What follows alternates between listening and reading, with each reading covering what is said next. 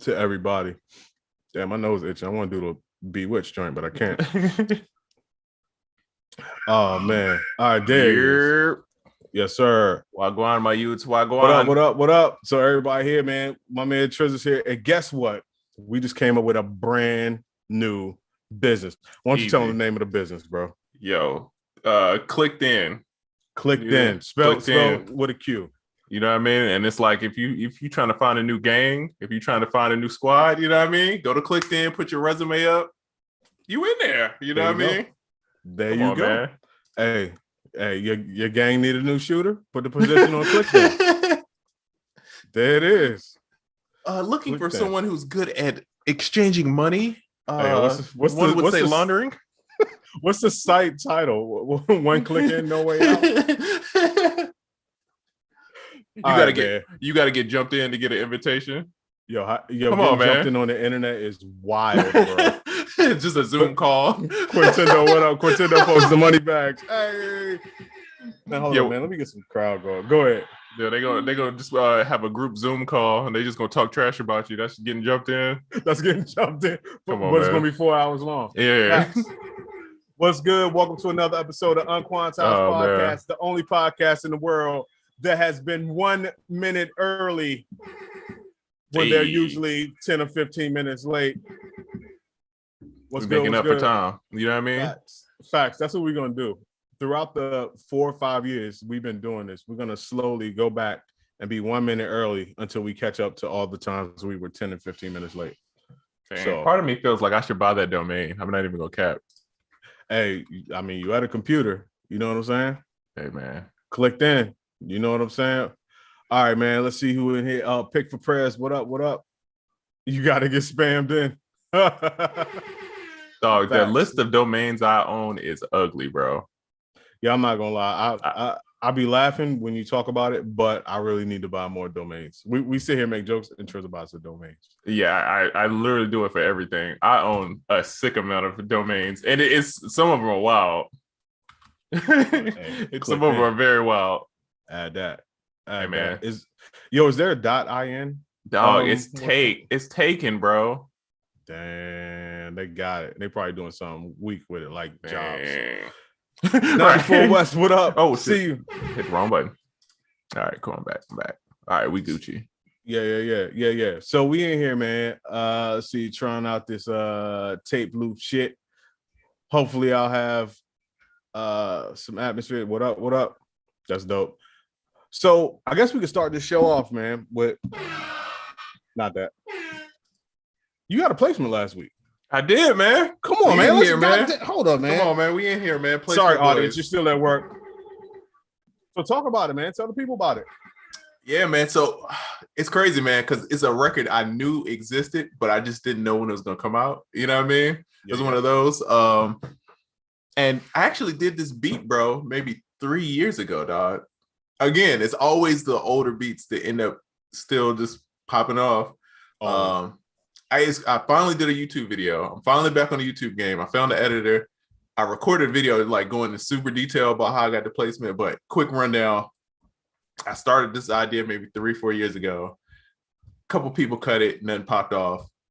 Diego was in a session. I'm like, hey, bro, mess with this idea. A couple people cut it, nothing popped off. Like, if you go on my Instagram, if you go back, it's a little pump video, a little pump rapping to the same beat, right?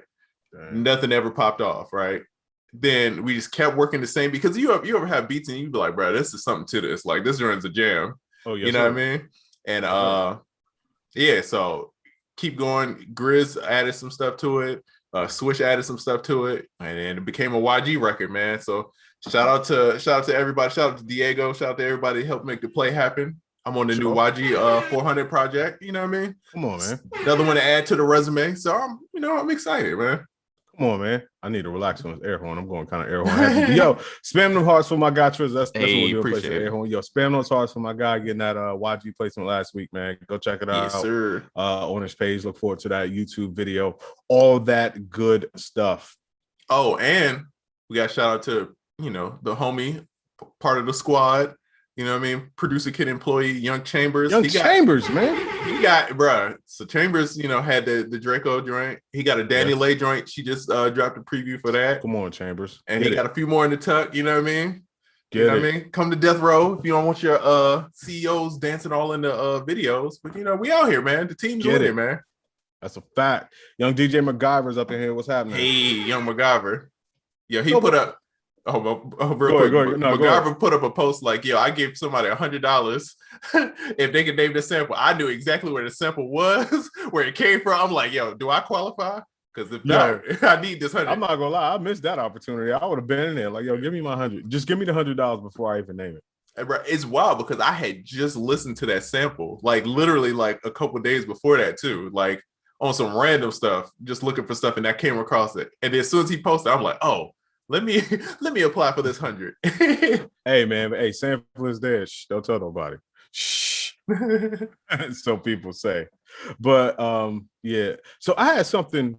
Well, before I get into this, we were talking about something prior to the show, and this may help some people. I don't know how relevant this is to everybody, but I know maybe in December, I got the newest Amazon 4K Fire Stick. Young Triza just got one. And in case you got an old Fire Stick, I'm just gonna tell you, go ahead and get the 4K joint. Bro, it's a big difference. Way better, way faster. The reason why I got it is because I use the Fire Stick for everything, especially in here in my studio. And my old Fire Stick was just super, super slow. This joint I read was way faster, but it's just better in every aspect. So if you got an old Fire Stick, go ahead, break the bank and spend $40 and get you a brand new Fire Stick. Also, for people that have any type of Fire Stick, you know it comes with that extension where you can plug the HDMI in. It has like a little cable, and you can plug the other joint to your TV. And it's supposed to keep it if your Fire Stick can't hang out the back of the TV because of the wall, it'll just help it. But actually, that extension adds a more secure connection and makes it a little bit faster. The company does not promote that. I found that out after reading like 6 or 7 articles. So it's just a little help for people that got the extension joint just sitting in the box because you don't extendo. Oh man, your brother in here, young B man. B man, what up, bro? What up, bro? Yo, he out here doing his thing too. Oh, always. He doing his thing, bro. He doing his thing. He got some stuff out here, bro. Facts. I ain't gonna lie. Shout out to B man because he makes the dopest sample videos. I love them joints, and he suggests the best do-rags in the game. Facts. You know what I'm saying? I needed a haircut. I'm getting a haircut tomorrow. I didn't have a haircut. I put the young do-rag on after I washed my hair. Prior to the show, my shit stuffed like a taxidermist is looking real nice. Thanks to young Just Be Man No DJ with the do-rag suggestion. So Oracle Tsunami with the waves. Come on, man. I'm trying to tell you, man. 2021 something is gonna be a little bit different. Hey, natural phenomenon is going on. Young Busy Works Beats, what up, bro? Busy, what up? Young Busy, what up, man? Oh, shout out to Busy. Busy went live with Rich from Anywhere. Shout out to the homies, man. Oh, yes, sir. Yeah, yes, sir. Busy hit me. I'm like, bro, they good people, man. You got a link with them. And they made a dope live. I got to check a little bit of it. I still need to go back and watch the whole thing. But try to support the producer community, man. Whenever somebody do something dope, support it, put it out there. 100%. Real quick, I want to get into something, but I just see we had a question real quick. It says, are the sounds from Digital Wax royalty free? Yes, they are. Yes, sir. All right. So now moving into the first order of business. I like to talk about this, and I don't know who else is feeling me, but Albert Einstein. Yeah, you see how I'm starting. Whoa. It's like, where are we going? Yeah. Put the seatbelt on, son. No, I think Albert Einstein, I want to say Steve Jobs, but a few other people, but I know this from Einstein. He talked about this thing called non-time, right? And it's not the time of day when you eat non. No, it's the he describes it as the vast stretch of blackness between 4 a.m. and 7:30 a.m. And he described that as non-time because he said it's just a time of the day that belongs to him. 4 a.m. when he starts his day and 7:30 a.m. when the rest of the world wakes up. I, for one, that's my time to do like my most important stuff. So between 4 a.m. and 7:30 a.m., I'm up getting it in, doing like my most important shit for the day. The latest I wake up is 5. And dog, you will be surprised. Okay, for most people, if you live in a house, you may have a big family or whatever, it can be kind of hectic in the morning, so you can't get anything done in the morning. You may have a job to go to. You got to be there by 9 or 8 or whatever time you got to be there. I know for a fact between 4 a.m. and 7:30 a.m., you will get some of your best work done ever, because not only because there aren't any distractions like anywhere in the world, but just for some reason, you have this feeling of just like not being connected to anything in the world. Like you feel like you own this time. Your phone is not going to ring. You're probably not going to get any emails. You're not going to get any like team communications if you're on a team, any of that stuff. And if you can afford to, like time-wise, if you can afford to be up at that time, you will get a lot done. I'm just saying. So if you haven't explored that idea, try to check out anywhere between 4 a.m. and 7:30 a.m. to be up and get some shit done. If you don't have that time during the week because you got to be at work early, it may be a stretch, but try it on the weekends.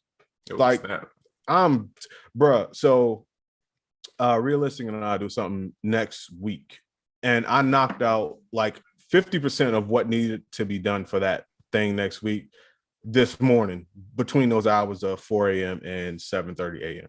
What time do you go to sleep? It depends. If I'm conscious of it, I try to be asleep by 10. But if I'm into something, I may go to sleep around 12, maybe even 1. But my body is still like geared to wake up at 5 at the latest. And I just like that time so much that even if I went to sleep at 1, I'll still wake up at 5. And I'll find some time to take a nap, like somewhere in the day, even if it's at like 6 p.m. later on that day for an hour or something, just to make up for that lost sleep time. I'll do it, because the hours between 4 a.m. and 7:30 a.m., dog, you can't beat them. You can't beat them. And that's not like being up until 7:30 a.m. It's a total difference. Like when you wake up early. Fresh, right? Yeah. Because like staying up until that time, of course, everyone's done that, but I don't know about you, but I'm trash if I've stayed up till like 5:30, 6 o'clock in the morning. Bro, you know what I'm saying? That whole theory of like, we gonna stay up, we grinding like no sleep, it's the stupidest thing, bro. Because once I get sleepy, bro, I'm no good. I'm not creative, dog. I'm like terrible, dog. But if I that's why I like making beats in the morning. Dog, I love like waking up and going to make beats. That's like my favorite thing, because I'm fresh. It's like my mind it's not cluttered. I'm not stressed about all the stuff that happened during the day. You know what I mean? It's just like everything's clear. But 100%. The further the day goes on, it's like the more stuff I'm thinking about, the more stuff I got to worry about. It's like that just throw me off, bro. And then let the sleepy time tea kick in. It's a wrap, dog. Yeah, hey, non-time. Yo, get that shit in. By the way, young Beats by J Black in the building. Hey, come on, man. Young J Black, what up, bro? Come on. Possibly. I don't know. J Black is definitely in. I'll just to keep it light, he's in the top 5 finger drummers of internet all timedom. Oh yeah, gotta be him, Trizzy, Jeremy Ellis. Yeah. And I don't know, 2 other random people that I don't really care about. But yeah, so shout out to I don't know them, man. They ain't no J Black, they ain't no Trizzy. They ain't no clicked in. You know what I mean? They ain't part of the game. They ain't been spammed in, bro. Yeah. Facts, making beats in the AM is fire. Yes, indeed, bro. Yes, sir. So that's my thing. That's my PSA. That's my tip of the week. If you don't get any other tips from me, if you can afford to do it, like tomorrow morning, if you can will yourself to be up like dumb early, maybe like 5, bro, get it in. No, I'll go jogging / walking, whatever the morning is, around that time too. Like, I gotta go to sleep, man. I don't go to sleep till about 4 o'clock. But every day, bro. Out of that, it's easy to get out of that. Yeah, I'd be like, because I have such a section. It's like work, and then it's like daddy daycare section, and then as soon as I get her to sleep, it's like I'm back on work mode trying to make a beat or do something, and I just be up, bro. And then I work until I'm like about to pass out, go to sleep, and then I wake up at the exact same time every day. Yeah. Like, what's that movie with Justin Timberlake when is it Justin Timberlake movie? Time Bro, something time. Bro, I wake up the exact same time. Like it's weird, bro. I don't like it either because sometimes I be wanting to sleep over and I can't do it. Dog, I'm trash at sleep. I feel you. Hey, this is the main reason why I will never stay at someone else's house. I will never sleep at someone else's house. I'm gonna be up at like 4 o'clock in the morning. Nah, that's real. It's stupid. Like, damn, what a pancake mix. We got a question. Okay, what's poppin'? Real quick. As a producer, if you don't like an artist and they want to work with you and they're willing to pay, should you send them anything or nah? Hey, listen, that depends on you. But I will say this much. You're gonna like different people you work with to different degrees. So it's not that you might dislike somebody, but the more people you work with, you'll like certain people more. So the people that you like less, it's the closest thing you have to a dislike category, right? But I mean, even if you dislike somebody, I would honestly, just me being a person, like I would just determine what don't I like about this person on a scale of 1 to 10 or 1 to 5. How bad is that dislike, and is it something that I can live with? Because it's a relationship. Working with any artist or collaborating with anybody is a relationship. It's just like marriage, is just like any other type of relationship. It's going to be compromises. It's things that you love about people, and there's going to be some things about them that may not rub you the right way all the time.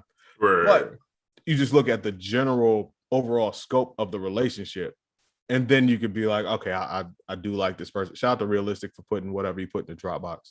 But like either I do like this person and I'm willing to work with them around whatever these perceived flaws are, or I'm not. So it's really subjective, but I would just say weigh the pros and cons. And I've done that before, and sometimes I'm like, yeah, I'm really tripping. That's kind of minor in comparison to what this could be, and I ride with it. You know, other times I went with the other way, but you know, it's not a one size fits all type of thing. And you can't fight it. You're gonna work with people that you don't like. Yes. It's gonna happen. It's like you're not gonna like everybody in this business, and you got to work with some people that you just don't really care for. Yeah, but you know, hopefully, you know, the further you get up, the more you could turn down certain stuff. But you know, hey man, if that check is right, hey man, do what you gotta do, bro. You know what I mean? Get that bread. Yeah. Hey, weigh the outcome versus the inconveniences, let's say, and work it from there, man. As long as it ain't a situation where you don't like the person, because it's like, you know how some people, it's like it's so much trouble dealing with them, then that money might not be worth it. You know what I mean? So it goes back like what you were saying, like if you got to value how much that money is worth to you, and then how much work you got to deal with that person, and is it gonna be like a thing that y'all might be beefing, kind of fighting, kind of don't like, you know what I mean? So if it's one of those cases, you gotta evaluate, and maybe the money ain't all that, you know what I mean? There's other opportunities out there, but if it's just something they just get on your nerves, bro. Man. I'll say this much. I'm usually more willing to work with people if I find like a personal quirk of theirs to be a little annoying or inconveniencing, versus if they have a business problem. Like if you never ever turned anything in on time, or you always flake on everything, then like those are pretty like cut and dry for me. Like, because it's not gonna work out. You know what I mean? But if it's like, yo, you might just talk a lot or something like that, I'm like, but we getting this money, so a little weird, you know, a little weird, but it's okay. Facts. But that was a good question. Yeah, good question. Zulu Child, whenever I try to switch from being nocturnal to a normal sleep schedule, I feel like a crackhead for at least a week. Listen, man. For some people it takes 3 days. For me, it takes 1 day to adapt, 1 or 2 days to adapt to a new sleep schedule. But for some people, it can take a week. Oh yeah, I'm terrible with sleep, bro. I feel like some people as a kid, they learn how to take naps, and my family did not instill that in me. I don't think, bro, I've taken 1 nap in 15 years, and I was sick. I was sick and I took a nap, bro. Other than that, I don't take naps, bro, at all. Dog, that's the key to flipping your sleep schedule. If you stuck on the sleep schedule, a properly placed 1 to 2 hour nap, even though you're not supposed to nap that long, a properly placed nap could put you on a whole new path. That's usually how I flip it around. I gotta step my nap game up, man. Come on, man. 20 minutes is optimal. That's what you're supposed. Oh, I'm about to go into a nap therapy thing. 20 minutes is optimal. Anything shorter than that is really nothing. I think you frozen on the ground, bro. For real? Yeah. See, you frozen on mine. Oh, damn. I was about to get these nap bars off too. Dang. Oh, you all right? Is it good? Because you back on mine. Yeah, there we go. Okay. Cool. So yeah, 20 minutes is usually nothing. Anything over that, the further over 20 minutes you get, the more groggy you're going to be when you wake up, and the harder it's going to be to wake up and not go back to sleep. So 20 minutes is optimal. I'll do a 20 minutes or an hour. And if you really want to tap into that nap thing, a coffee nap. I don't know if you ever heard of a coffee nap. It's kind of hard to do, but if you drink a cup of coffee and then immediately take a 20-minute nap, you fake yourself out into feeling like you had a good night's sleep for at least a couple hours. Wait, you said you drink coffee and then you take a nap? Yeah, but you gotta do it immediately. Bro, Here's I the can't thing. do that. All right, I did the science, right? Most people take about 15 minutes to fall asleep, right? So coffee takes about 30 to 40 minutes to really take effect. So if you're trained enough to be able to fall asleep in that 15 minutes, you're good. Anything after 30 minutes, chances are you're going to have a hard time falling asleep. So if you fall asleep within that 15 minutes, you're good. By the way, if you fall asleep in under 10 or 15 or 10 minutes, it's the sign of that you're sleep deprived. Like if you lay down and you immediately pass out, it's a sign of that you're sleep deprived. It should take you longer than that to fall asleep. So you're not a pro if you lay down and go immediately to sleep. That means you don't get enough sleep. Oh, snap. Okay. Dr. Oracle. And that's the more you know. Ponzu says, I'm the same way. I text Triza one morning and was like, bro, you're up. That, bro, it was like him and Diego would text me and it'd be like 10 o'clock on the East.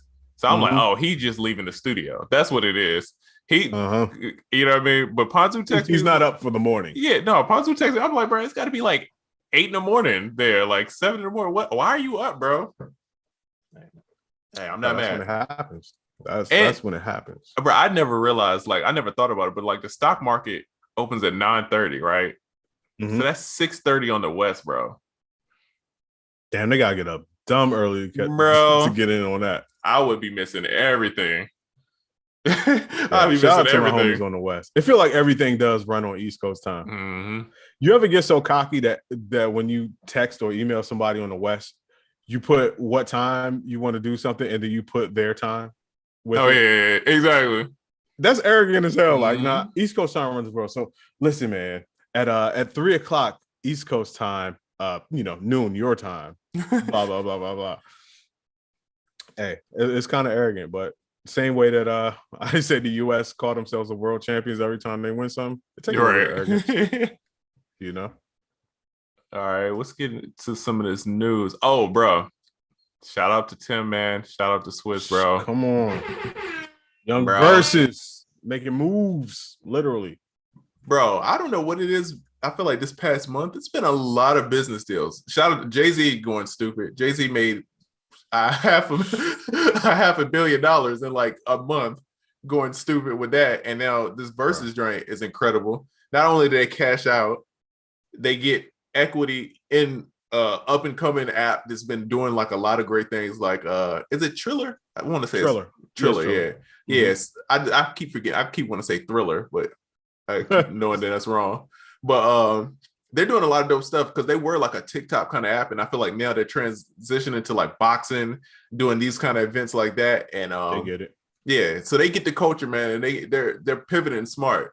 And I love how everybody who did a Versus gets equity stake in Triller also. Yes. And they didn't have to do that at all. 43 people or something like that. Bruh, they didn't have to do that at all, bruh. And the fact that they did that is like, it's incredible, bro. Like, you know what I mean? Because like, even if it's 1%, bro, 1% of a company is evaluated at $1 billion is like, that's stupid, that's bro. Yeah. Not to mention that probably all of the people I dare to say that were on there, they saw some type of benefit just from being on there, whether it's streams and all that type of stuff. So they made a little something. So for them to double back later on, like think if you Boy Wonder or Hit Boy, that was like early on.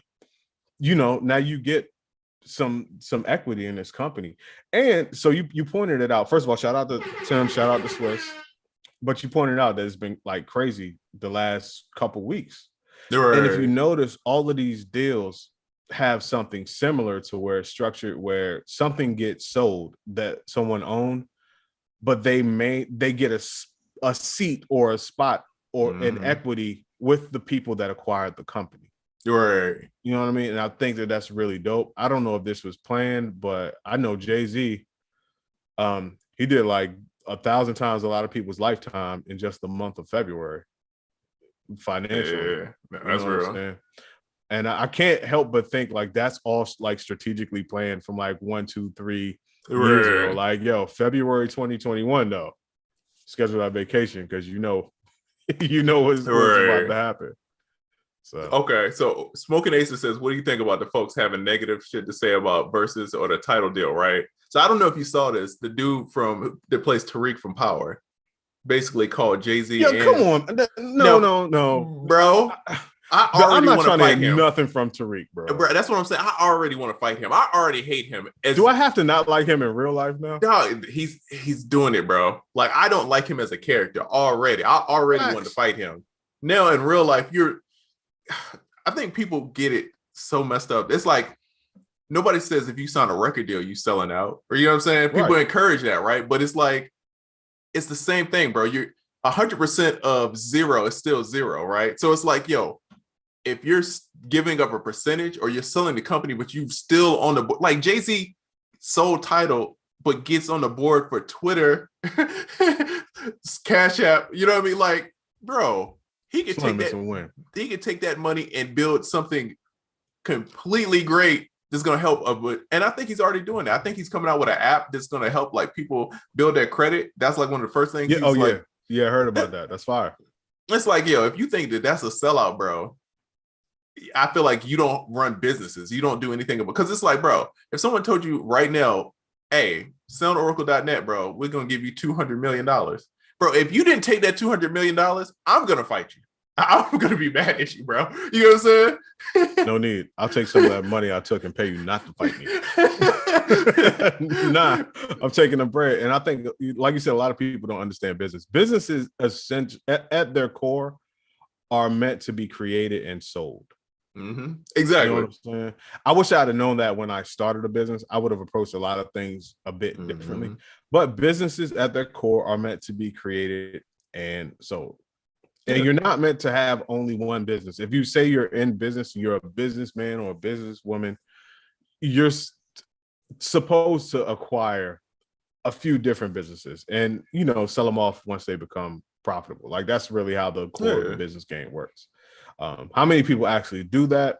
Not many. A lot of people start one business and are in that business forever. But we also didn't have teachers and didn't have people to lead by example, like Jay, Swiss, Tim. You know what I mean? Now we kind of see what the game is. And so if you're starting a business, I just encourage you at least put that in the back of your mind. Like one day you should probably plan to sell this because you don't want to work in your business. First of all, people work in their business for their lifetime, and that's wrong. You're supposed to work in your business until you can work on your business.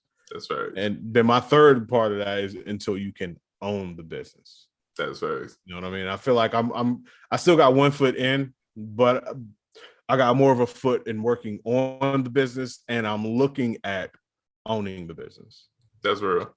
And I think it's just hypocritical, man. It's just like people always talk about like you're being a sellout, but like if Jay-Z was making dumb decisions, to me that's a sellout, right? If he was not investing and not building companies, that would be doing everybody a disservice, right? But him being successful, not only like is he putting money into everybody else's pockets, but he's like encouraging. Like I've never seen this many people want to be entrepreneurs and business people. I've never heard this many people talk about stocks and stuff lately. To me, it's crazy of like, this is like the normal now. Like everybody talks about stocks and stuff like that now. And I feel like it's because now we're starting to see all the people that we look up to doing all these business deals. And it's like, it's becoming a normal thing, right? So it's just like calling them a sellout for that is like, to me, it's the dumbest thing, bro. Like, I don't care if he sold 100% of it or whatever. Like, man, let this man get this money. That money's going to turn into something else. Yes. and he's gonna keep doing it, keep flipping. That's what you're supposed to do. And the same thing with Timb and Swiss. Like they didn't have to give those artists and producers a percentage. They just put money into. They put it back in the economy. You know what I mean? Yeah, bro. You gotta applaud that, man. That's like super like admirable. And it's just I don't know, man. Well, it's crazy how people will use the term sellout when 9 times out of 10, when Jay or someone of that caliber in this niche does something, whatever the next thing they do, or even a business that they sold to do the next thing, benefits people like you, whether you're Black or whether you're in music. Like you're gonna, if you're into Jay-Z, you're into Swiss, you're into Tim, you're probably going to fall into one, if not all of those categories, right? So whatever they're on to next is going to benefit you. And they, with Timb and Swiss specifically, they showed you immediately, like, yeah, not only did we sell the company and we get equity, but we gave back to the people that participated in it that didn't think that they were getting this. So what type of business do you think they're going to do going next? Forward? Exactly. Like they reaching back when they got the bag, they reached back to help the people before they got this particular bag. So I can only imagine the next bag is going to help people from the same community, which is your community, which is the community that a lot of people are hating on them from. And I don't really get it. And a community that's known for people getting done dirty. And so it's like now I feel like tides are kind of changing. It's you see a lot of people doing better deals, better situations, because more people know about all the wrongdoing. So I feel like if you see Timb and Swiss doing great by people, then it's like, if you're not that big, you know what I'm saying? You got to do right by people because they're setting the example. You know what I mean? Yeah. So you should applaud them. Like, you know what I mean? So yeah, I guess the moral of the story is if you see Tariq from Power, you got to square up with him. You know what I mean? Instantly, bro. I already don't like this man. Come on, Dad. All you did was put me in this luxury apartment and give me tons of money and protect me from danger. What have you done for me, really? Yeah, I'm not a fan of that guy. But shout out to Tim again. Shout out to Swiss. And also shout out to Jay. Oh, facts. Sure. Oh, also, in case you don't know, if you're here for the first time, this is a live and interactive podcast. So you can actually leave a question. And we've been getting some good questions in the last couple of weeks. A lot of them have been making the clips on YouTube, and a lot of people have been talking about the questions that you all post here. So don't be ashamed. Type your question down there and we'll get right to it. And next thing you know, next week, the whole producer community could be talking about your question. Big facts. Let's see. Ponzu says the term sellout is useless.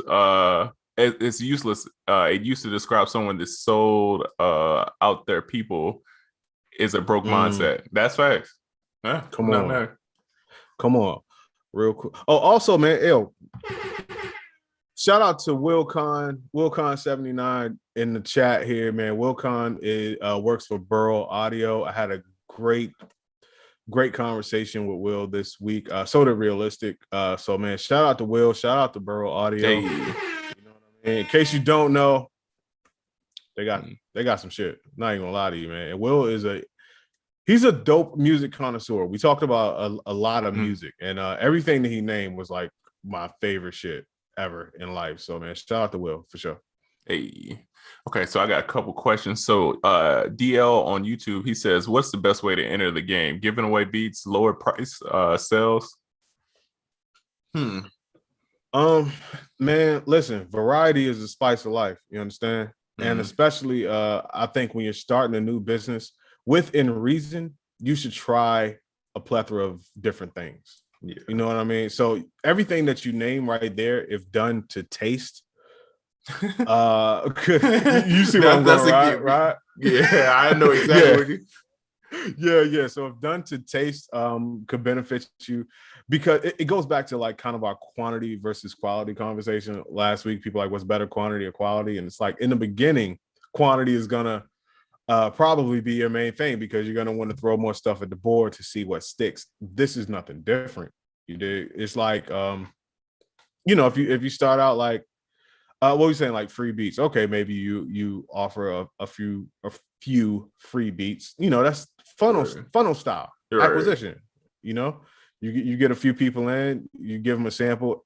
I'm not here to talk about the streets, but some of you may know this from there as well. Snowfall, yeah. Shout out to Franklin. You get the game, you give out a few samples, and then you'll build an audience. People get to know your product, and some people will come back. If not, all people will come back. So I just think in the beginning, just try it all out at some point, and don't be afraid to feel stupid, because sometimes you're gonna feel stupid trying some things out. I know still to this day I try things out and I'm like, I don't know, man. I feel kind of stupid trying this out, but it's been those types of things that I tried out, and they have been the things that work the most. And I would have been too afraid to try them out had I not talked myself out of being afraid to feel stupid. Yeah, and I think it's a fine line, bro, with pricing and all that stuff, right? For example, and I hope I'm not talking trash about this dude because I kind of know him, but I got to add, right? And I might be off with the numbers because I'm pulling this out of my head, but I believe it was 286 beats for $47, right? I did the math. It was 16 cents per beat, right? So I'm all for an offer and I'm all for a deal, but at a certain point, that's ridiculous, bro. Like, yeah, that is, something's off with that, right? 280, it's like you don't value your music, right? So how can you expect somebody else to value, right? And we talk about it all the time, but like I'll either do free or I'm charging, right? But a lot of I don't really discount super crazy because I feel like what's a good example? Michael Kors, right? Michael Kors used to be a very expensive brand, luxury brand, right? But then once they start discounting, once Macy's, once North, everybody gets them and it's discounted super heavy, people get used to that discount. You get what I'm saying? So now it cheapens the brand. They became a different brand quickly. Exactly. And so now people look at Michael Kors like, oh, this is some regular like trash stuff. It doesn't have that allure, you know what I mean? So at the beginning, you might not be able to tax people like that. But you know, like value your stuff, man. Don't 16 cents per beat, you know what I mean? And and with the funnel thing, right? It's a science to it. So when you see people give away like 5 free beats, or they give like 5 beats for like $10, right? It's a science to it, right? So it might seem like they're super discounting, but you got to think that they're covering their ad costs. That's what it is, right? Normally it costs to advertise. So say you promote the product, it's going to cost you money to, you know what I'm saying? Like to run those ads, right? So if you make $10 and you sell like a certain amount, you're going to cover your ad costs. So then everything on the back end that you make is profitable, right? So that's the secret to it. So there's a difference between that and then charging 16 cents per beat. You get what I'm saying? Yeah. So I ain't gonna lie, you sent me that ad, I was dying. Yeah. He says 16 cent beats are genius if it pays residuals, right? Well, here's the thing. Have you ever got a royalty check? Because one, unless it's a big artist, the royalty checks is nothing, bro. You're not, if it's random guy who just buying 16 cent beats, or you know what I mean, 9 times out of 10 you're not gonna get no royalties, bro. That's why people say I'm gonna pay you on the back end. It's like a scam. Not a scam, but unless you get super lucky and it's like a TikTok record or one of them, you ain't getting nothing, bro. Ain't no back end, bro. Nothing, bro. That drink is gonna be trash. Ain't no back end. Smoking Nation said people out here doing the Columbia House deal for beats. That's a bag. 100 beats for 11 cents. Penny. You get them for a penny. Look at you. Yeah. Don't do that. And I'm pretty sure homie had a strategy to it. But I'm sure and here's the thing, I'm sure he's making money from it. But I guess it's depending on if your goal is to be a producer or is it to be a businessman and make money. If it's to make money, then that's one thing. You know what I mean? But as a brand and all that, I feel like it, you know, it's gonna lower that kind of joint. But you know, to each his own. Man, well, hold on. Let's stay here for a second because I think you touched on something very important. I think when going into this, and it may even change after you get into it, but you should really ask yourself, am I doing this more to make money? Because some people just are doing it to make money. They don't really care about being a producer. Or are you doing it to create a legacy and yada, yada, yada? And that will determine a lot of the moves that you make. Like this move clearly says, I just want to make some bread. Yeah, exactly. I'm not trying to be Tim and do a million things and have a Verzus and sell a Triller one day. It's not that. It's You're right. I'm trying to make $5,000 or something like that, and that's cool. But I think it's just important to know within yourself, like what your guiding thing is. You're right. That determines the moves you make. Yeah, bet. Oh, did you know the Grammys is coming up, bro? I didn't realize that till like today. That the I'm Grammys not gonna lie, bro. I never watched the Grammys. Yeah, I do, but I have such a love-hate with the Grammys, bro. It's like I get that I get all the trash that comes with the Grammys and how political it is, but I still want one and I'm still invested in it, and I can't tell you why. I couldn't explain to you why it is. I think it's just because I grew up watching them all the time, and just you grew up, that was like the goal, get a Grammy, you know what I mean? Well, the people you respect got a Grammy. Exactly. It's the same reason you get a chain in the hood. Yeah, that is. Why needs a chain? Yeah, it's kind of pointless. Yeah, it is. But I mean, it's a thing. It's a social status type of thing. But I mean, I just personally don't watch any award shows. Yeah, I'm not bad at at all. that. Yeah, it gives me anxiety, and it makes me just want to stop watching the award show and do some work. Yeah, that's facts. But hopefully, I got a couple homies nominated. Derek Milano, he's nominated. Super fire writer. He run on the Meg Thee Stallion Savage joint. So I hope he wins that joint because his story is crazy. So I hope he, if that happens, bro, he need to make a documentary on his story because it's super wild, bro. And just happy to see him do that. I feel like it's some more people I know that's nominated this year, and I'm forgetting. But are you not trying to catch Silk the Sonic's performance? No. You know who Silk the Sonics are? I do. Sonic Silk. That's the hedgehog niggas. Yeah. I'm just but I do know. But I have YouTube, and YouTube will provide me with all of that footage the next day when I carve out time to not have anxiety about not working while I'm watching somebody else work. That's really what it is for me. I was talking this week with the homie EA Ski. Always shout out EA Ski. I've never had a conversation with him that was less than 2 hours and that wasn't like the realest talk ever. Like immediately. Since our first conversation, it was like the realest talk ever. But anyway, we were talking about Instagram, and I was explaining why I'm not on Instagram a lot. I schedule some stuff, and I do a couple things, but I check in on my own schedule. And it's for the same reason I don't watch award shows, is because when I'm doing something, I want to feel a certain way. So if I'm like, all right, right now, I just need to take a break real quick and just kind of chill. Right. If I get on Instagram, even if I don't see any silly shit, because it's not always silly shit that messes you up. I can see it could be you, it could be anybody like working, like getting it in. You know what I mean? You could have posted this days ago when you was working and you're not working out. But I'm gonna see work, I'm gonna see work, going to see work, and now that puts me in a work frame of mind. So I'm like, why are my feet up at a 90-degree angle? Well, all this work has to do. So that's the main reason why I schedule stuff on Instagram. And, I have a team of, people, shout out to Unrealistic and a few other people. But it's kind of so you could be in there when your mind can feel free to just scroll. And because Instagram brings anxiety. You can be as hardcore as you want, or you may not even notice it. Too much Instagram, if you're in a business space and you follow people in that business space, will undoubtedly bring some type of anxiety to you. I'm just saying.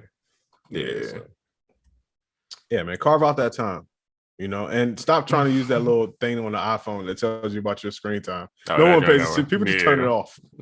I just swipe right by it. That's a fact. Yeah, my wife has that joint set. Man, she just be off the top turnbuckle with that joint. Get out of here.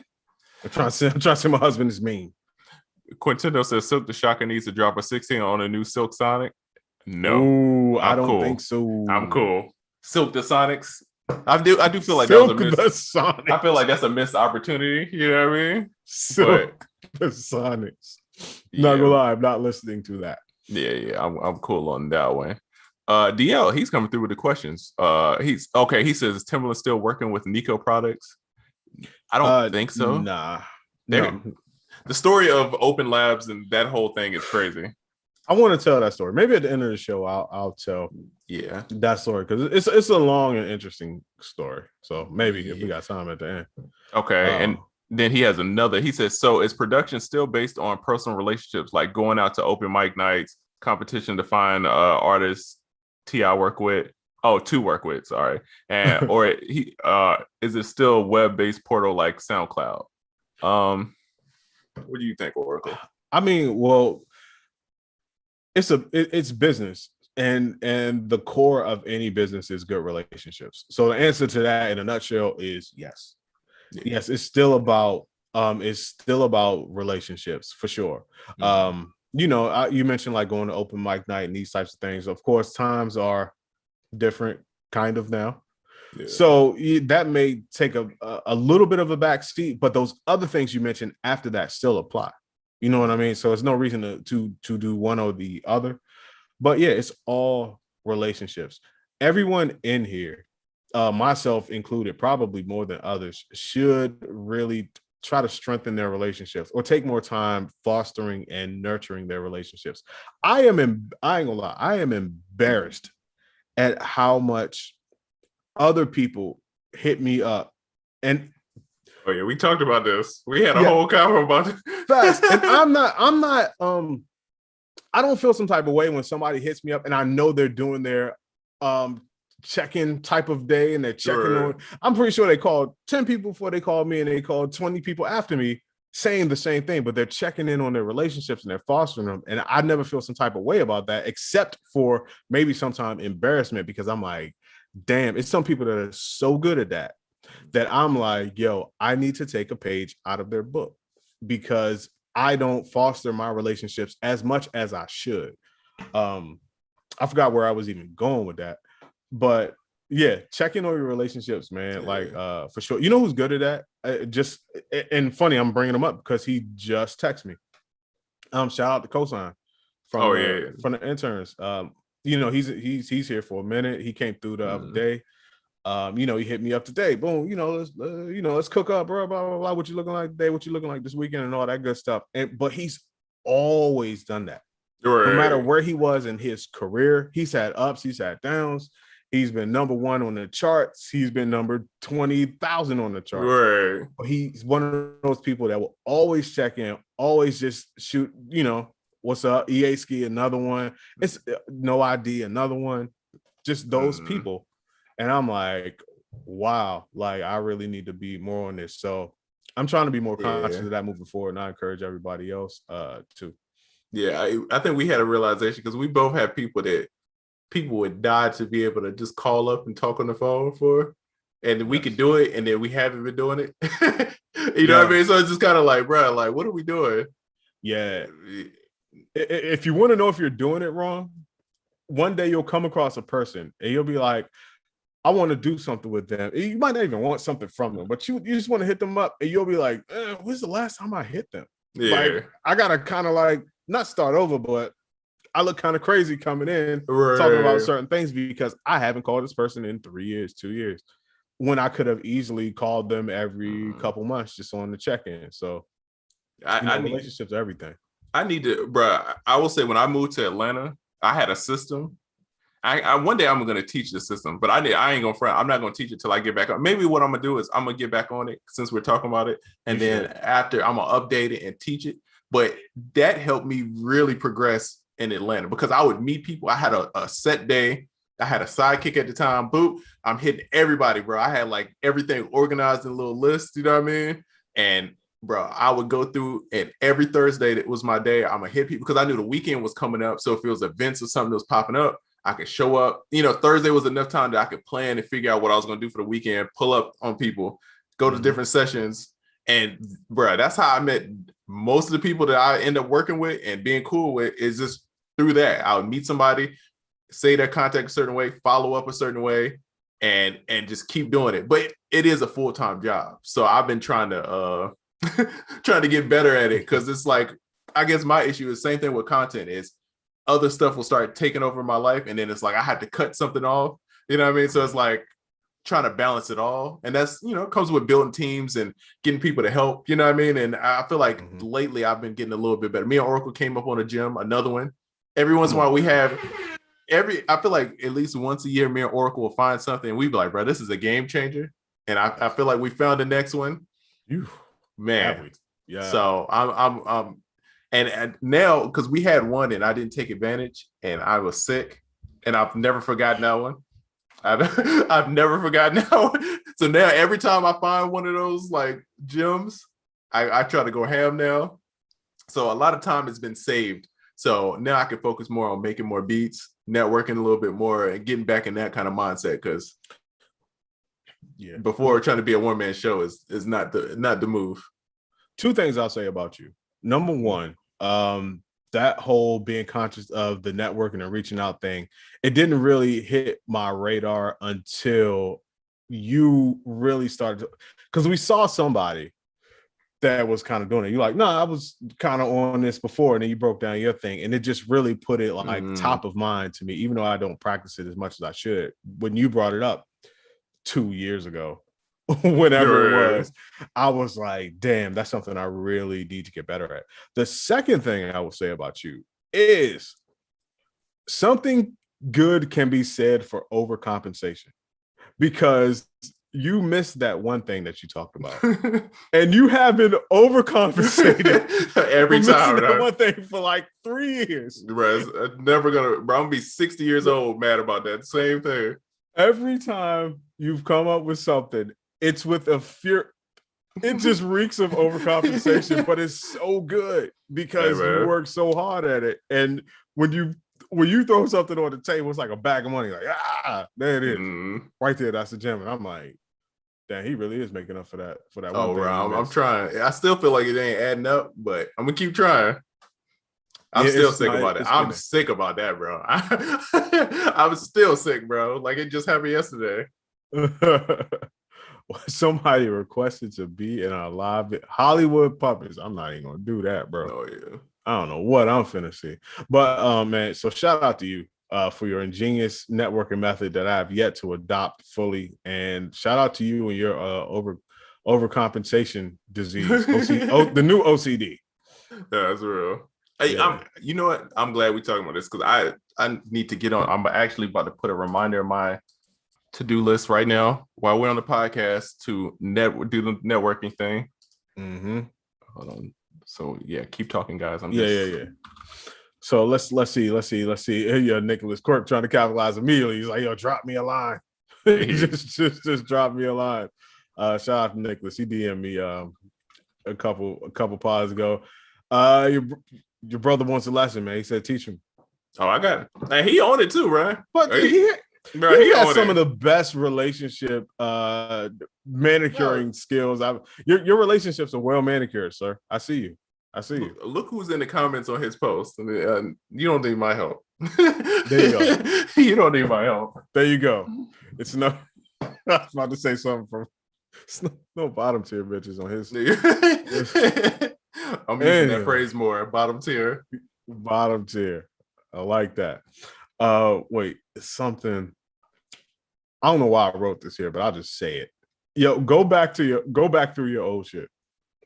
I think that's just stemming from what I was talking about last week, where No ID had me jump back on my old equipment. So I ended up going back through some old tracks, and then my wife ended up going back through some old videos, like Instagram videos, like the joints of me and you, like cooking up and all that. A couple of them joints, I'm like, they still go, bro. Oh yeah. Like, oh, gotta go back and dig these out. Let's see. Panther says, do you think that sales of beats are going to go up with the rise with NFT sales? No. Yeah, I don't. My understanding of NFTs, I've been studying. It's one of those things that I've studied and I still kind of get confused by it, even though I've been studying a lot. But I don't think of it. When I think of beat sales, I think of e-commerce, and this is more of trading cards and what's that word? I can't. Memorabilia. I was about to mess that one up. But that's what I think of it. Yeah. What about you? What do you think? Here's what I think. From what I've seen thus far, NFTs, of course, they're the trend, they're a wave, people kind of jumping on it. But everybody that I've heard of making decent money from NFTs had a brand. They could already sell something in a regular way in the regular world and get a decent amount of money for it. Saying all that to say, if I was trying to figure out how to put this delicately, but I don't really have time. So listen. Today I got time, cuz. No, we ain't got time for that today. Basically saying this to say, if you go to sell stuff in the regular world and it doesn't really pan out for you, it's not like you're going to create an NFT and you're going to make a whole bunch of money. That is true. People are, because the thing that makes NFTs special is they are originals. Mm-hmm. Okay. That's the biggest thing, even digital stuff, because like an album, you could have a NFT album that would sound exactly the same as the streaming album on Spotify, right? Mm-hmm. But you're like, nah, I have the original. Here's where it comes in. The original such and such album. Mm-hmm. The such and such is what makes it valuable. It's not like I got the original, my cousin's first album type of thing.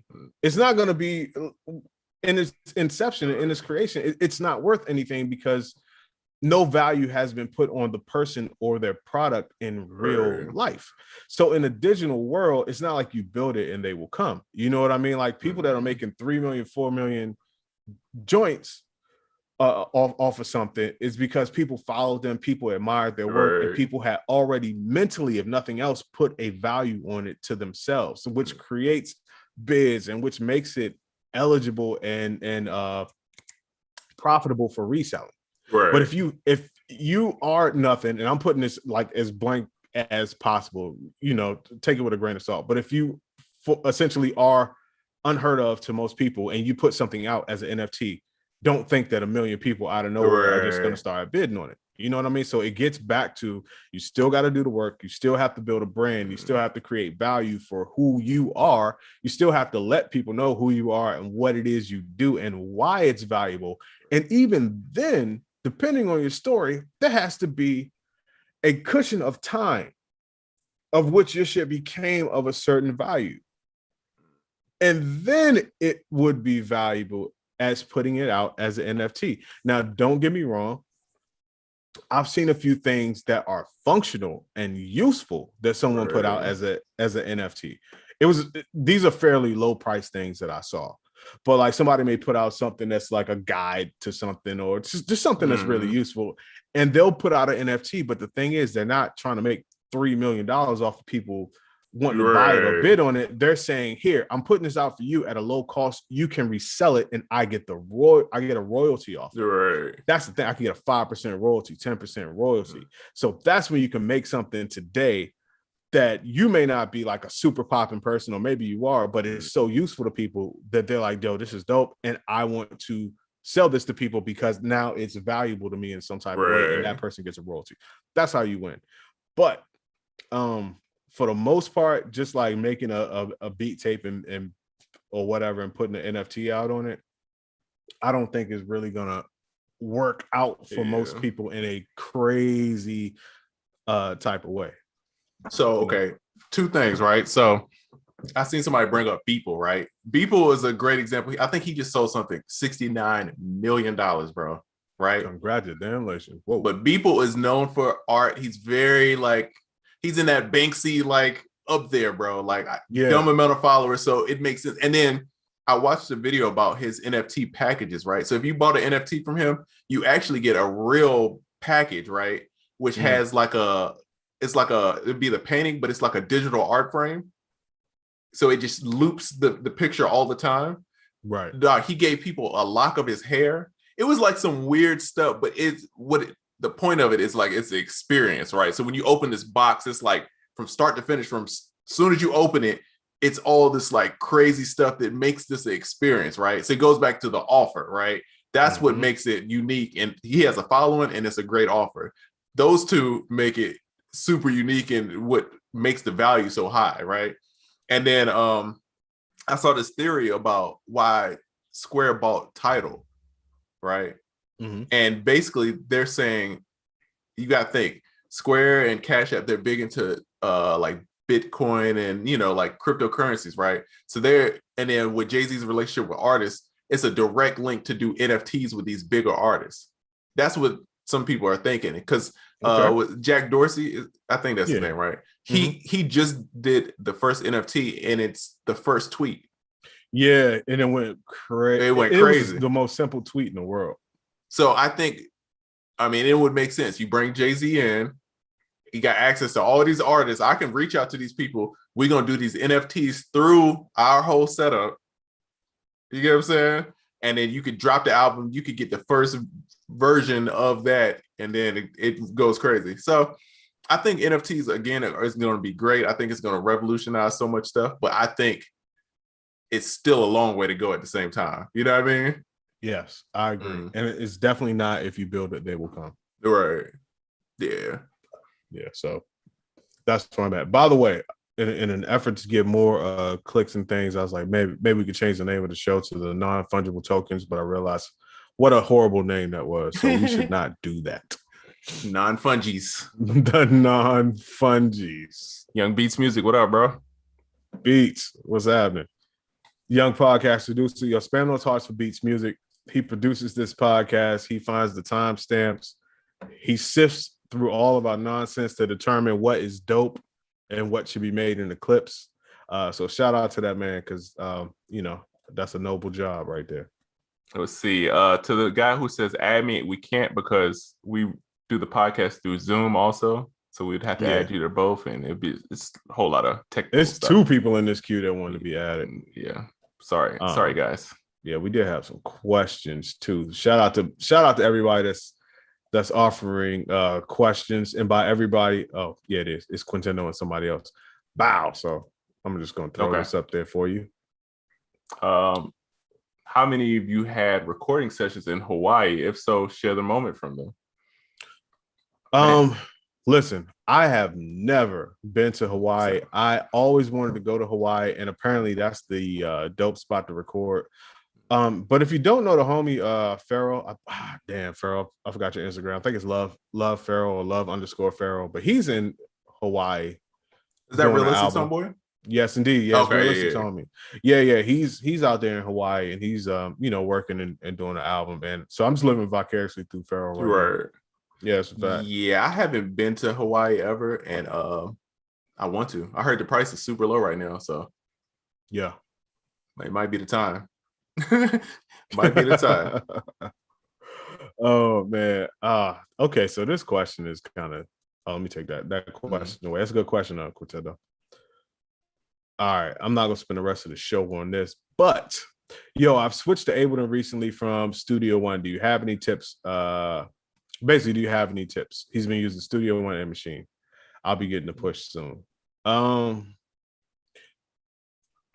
keep it down to 3 tips because I can give you a million tips on switching to Ableton. But number 1, use Session View, because that is the thing that really sets Ableton apart from a lot of stuff. I mean, it's a lot of stuff, but that's the most glaring thing that sets it apart. Get familiar with Session View and definitely use it. Also,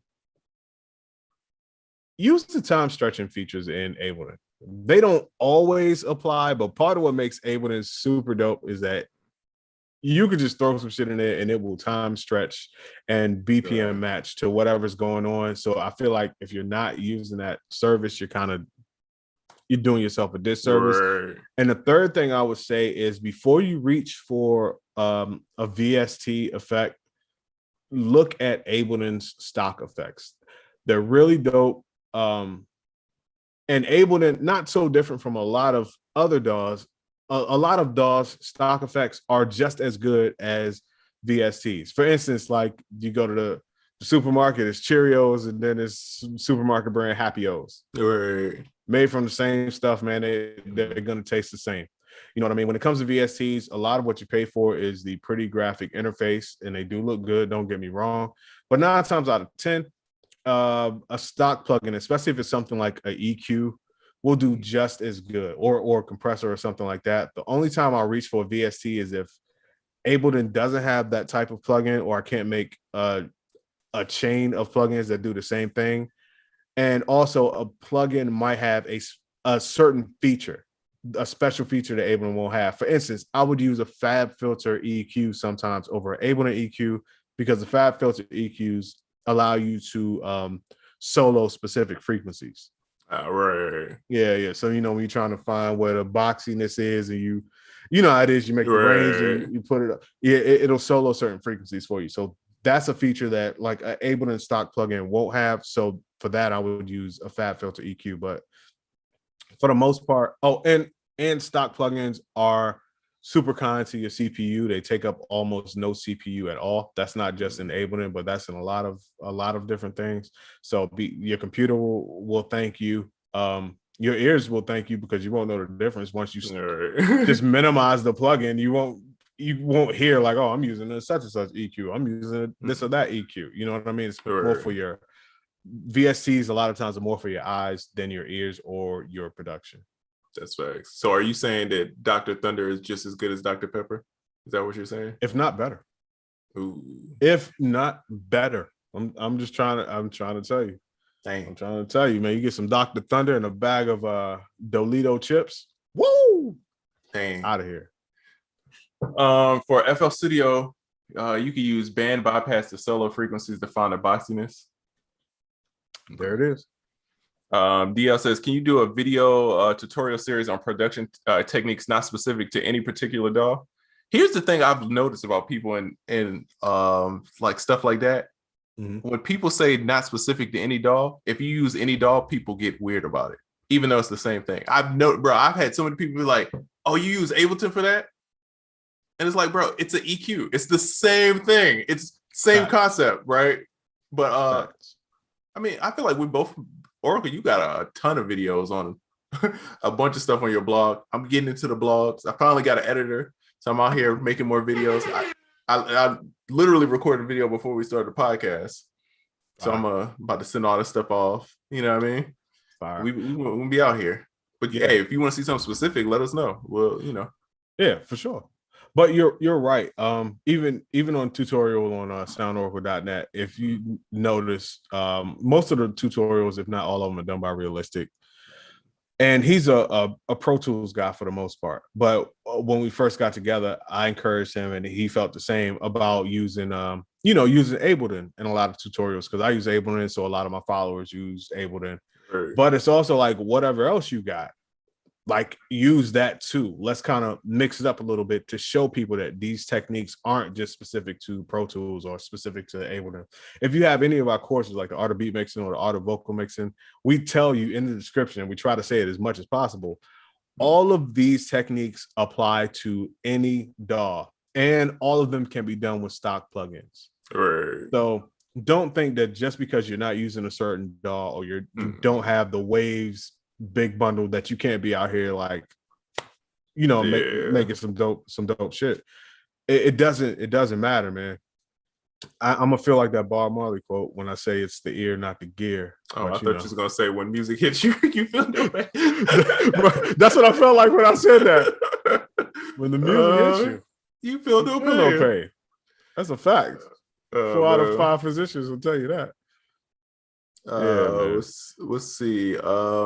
That was a good question. I want to shout somebody out while we're looking for the next thing. Shout out to I am DJ Wiseman. Hey, what up, man? He's a producer. He's been a customer at soundoracle.net for a minute. He's also an artist. And he did a song a while ago using that family fun loop with my whole family in it, my sister-in-law on the vocals and all that type of stuff. And he posted a video the other day. They were playing it on some, I don't know if it was a radio show or internet show or whatever. They were going crazy over it. And I really think it's a dope song. It's called Good Man. And it starts off with the loop. Okay, so I might as well go into this thing. I always, even in consultations, I always say like the best beats have like a what the fuck sound. You're right. You know what I'm saying? Like that. Yeah, the ear candy. Just something that make you be like, wow, what is that? And so that song starts off with that loop, which is really, it's really percussive. And then you got this chick saying like some ham bone type of stuff, and it's kind of weird. And so that hooks you in because you're like, all right, what is that? And then as the song comes in, the sample reduces in volume, but it doesn't come out. And that's what I thought was the genius part about it. Because usually at that point, the sample would come out and then maybe come back in a little bit later. He never took it out. He just turned it down. And the way the vocals are done, it's a lot of space in the vocals. And in between the spaces, you kind of hear like the long notes of her singing whatever she was singing. And it just really adds to the whole vibe and the bounce. So yeah, He freaked it. So shout out to on DJ Wiseman. Go check Hey. out Goodman on Spotify and Apple and wherever he got it. And also, man, Title. shout out to my family, man, or my in-laws rather. It's my brother-in-law, Hey. 2 of my sister-in-laws, my wife, and myself that made the beat. So yeah, shout out to all of them. Dude, yeah, check them out. Check them out. Yes, sir. Let's see. Would you consider making a playlist on YouTube comprising of your how-to videos? Don't you? I think you have one, Oracle, don't you? I do. There are a few playlists on my YouTube account of different things. But one is definitely tutorials. Another one might be tips and tricks. I don't know. It's a couple playlists on there though, and it's even a playlist of me when I used to make beat making videos on YouTube. There's a couple of those. Snap. Yeah, not very many. Let's see. Oh, did you see Pusha-T next album? Half Kanye, half Pharrell. How do you feel about it? No. But I mean, wait. No was not my response to how I feel about it. Oh, snap. No was my response to have I heard about it. But Okay. how do I feel about it after hearing that? I feel amazing about it. Funny enough, though, less than half of that has to do with Kanye or Pharrell. I am a huge Pusha T song fan. You can't go wrong with Pusha T. I love Pusha T. You tell me Pusha T is on a song, I'm in there. When I go to load up a session and we do the throw an acapella in and make a beat around the acapella joint. If you look at my acapella set, it's 50% Pusha T verses. Oh, I'm not even gonna lie to you. Yeah. I just I really vibe with the type of stuff that he gets on, and whatever he gets on, he really sounds good at good on. So shout out to him. Also, I did some Pusha T sound design for Numbers on the Board. You don't talk about that one enough. I don't talk about that, and I think that got like beat of the year in like 2000 and whenever it came out or whatever. But even prior to that, I was a huge Pusha T fan. So so I'm excited. I am super excited about that. Yeah, I hope it's like, I feel like Kanye. I mean, I don't wish divorce and all that stuff on anybody, but I feel like, again, we talk about drama makes the best music. So I feel like we're gonna get an incredible Kanye album. I feel like Kanye gonna be the beats is gonna be awesome. You know what I mean? Yeah, buddy. When you're going through something, man, that makes some good music. And then I hope Pharrell gives us, he done made a beat out of like tapping a pencil against the leg of a chair. You know what I mean? Indeed. Yes, and it's like 2 sounds in there, and it's just gonna be crazy. So I'm hoping I get that Pharrell, but I'm excited. You know what I mean? And shout out to whoever said 757. Shout out to Young VA.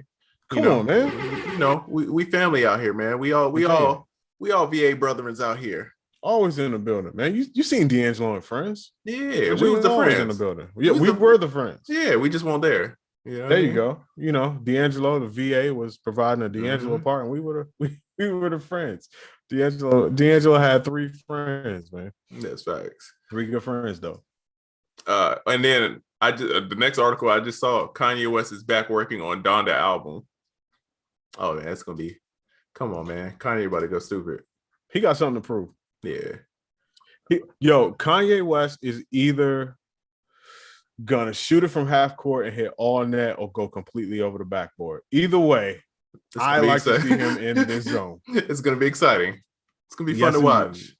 Yes, indeed. Have we ever had an album that we know from a male rapper or singer that we know was brought on by like turmoil or a bad time in their life? Because we know from women, like the most famous one's probably the Mary J. My Life album or whatever.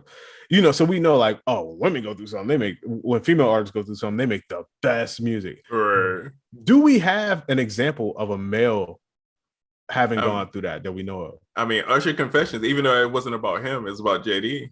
That's one of the greatest R&B albums of all time. You know what I mean? Who else, man? I'm sure like Diddy Last Train to Paris seems like it feels like I'm going through some stuff. Bro, still one of the greatest albums. I love that album, bro. I'm gonna listen to that today, bro. That's one of them albums that I always go back to, and just because even now, if you listen to those beats, it still sounds futuristic for now. Yes, it was way ahead of its time. Yeah, that's that joint. Way ahead of its time, man. So, all right, cool. Yeah, Usher, you are absolutely right, bro. You are absolutely right. 808s and Heartbreak.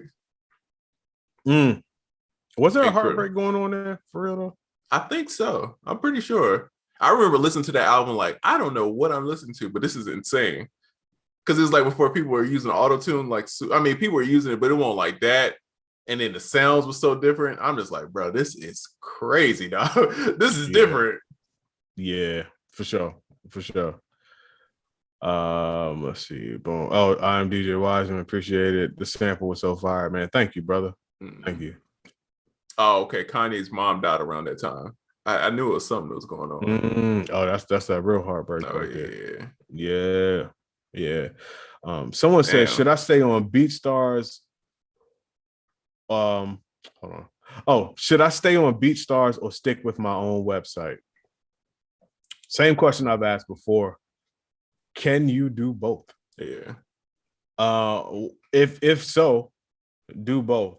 Why would you drop one to pursue the other?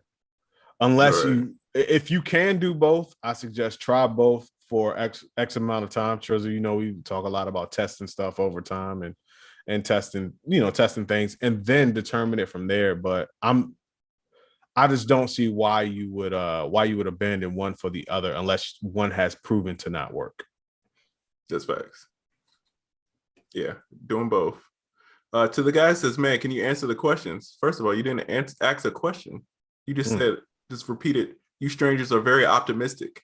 You strangers are very optimistic. It's not a question. Yeah. He's just trying to check before he asks his question, like, could we answer it? So I don't know. You lost your chance. No. It's over for you, bro. It's over for you. It's done so. Let's see. How to motivate yourself as a new producer. How to not get disheartened with people with years, if not decades of experience. Hey, man. I say you got to run your race, bro. Like how we talked about Instagram, you got to detox from Instagram. You can't be out here looking at what other people are doing because you got to equate it. We've been doing this for 15 years, plus, you know what I mean? So you can't compare your success to our success because it's not going to be the same. You know what I'm saying? Yeah. And, so I think it's just one of those things that, you learn a little bit at a time, baby steps, you know what I mean? That's like looking at ESPN3 and you'd be like, yo, I don't know how to ride a bike, but these people over here doing backflips on here, like, man, get your training wheels, you know what I mean? Facts. Start off. Facts. And go from there. And also note that those people that you're looking at with all that experience, they once started from the same place that you're starting from. So you can't really now compare yourself to them when they first started out. That's a more of a fair comparison. I mean, you probably don't know that story because they weren't famous at the time. But the thing is, you're comparing, let's say, someone's ending to your beginning. That's really just an unfair it's an unfair comparison, and it's such a demotivating way to compare what you're doing. You know what I mean? Like sometimes it can motivate you to want to get to a certain level, but just going from how you phrase the question, it seems to be demotivating you more than motivating you. Sometimes you got to put those blinders on and just remember, man, those people are years and decades in. You may be just starting. So don't count yourself out in the beginning, bro. You know what I mean? Like it's you never know what you can accomplish until you really try to accomplish it. And if you really want to accomplish something, you're going to do it regardless of how well other people are doing. You know what I mean? So examine your reason why, like lock into that shit. And then sometimes if you need to, man, just put the blinders on and don't worry about other folks. That's facts. Let's see. Joshua says, I know this is old news, but what do you think about Unison Audio striking Av McCree for having an opinion on their product, MIDI Pack? He talked about how most of the MIDI is free in other DAWs. The MIDI Pack costs $60.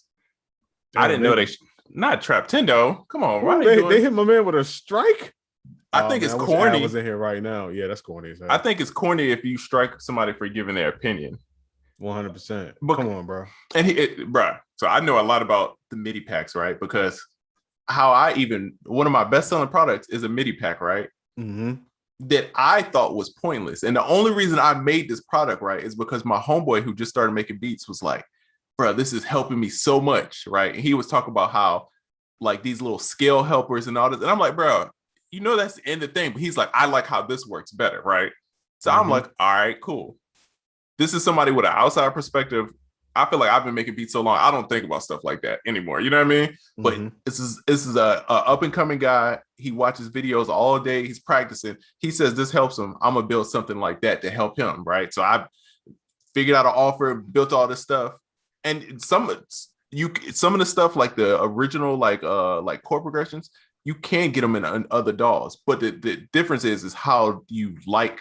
How it's like a preference thing. Do you like to drag them over and figure it out that way? Do you want to do it that way? So some people like having the options to do that and combine stuff like that. Now, do I think it's right of them for Unison to strike them down? No, that's corny, man. Let the man have his opinion, bro. Like, that's a fact. Yeah, if he don't like it, that's fine. That's like his preference, dog. Like, yeah, he ain't like it. You gotta chill out. Take it on the chin. You got enough people championing your product. If one other person don't like it, man, that's just your score. Free Trap Tendo. That's the score of the game, Slim. What did they say? Free him till it's backwards, or free Trap Tendo, man. Facts. Come on, bro. They shouldn't have did that though. That's corny. That's corny as hell. Yeah, that's corny, man. Shout out to Trap Tendo. Yeah, for sure. Hold on. I saw a good question on on Instagram. Okay, first, is trap easier to make than boom bap? No, yes.